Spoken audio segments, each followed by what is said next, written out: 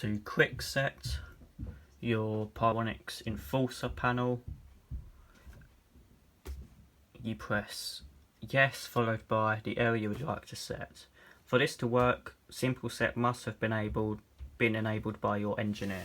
If it's been enabled, then you press yes and A. In your situation, the system will set straight away. So if we stand still now,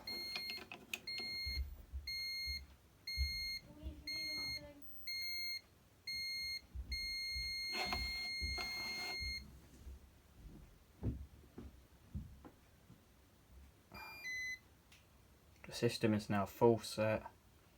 Opening the front door will then start your countdown. That's the same for all the rest of them. If panic and hold up has been enabled by your engineer, this can be activated by either pressing and holding the police star icon, or by pressing 1 and 3 together. I don't know if I've enabled it on there.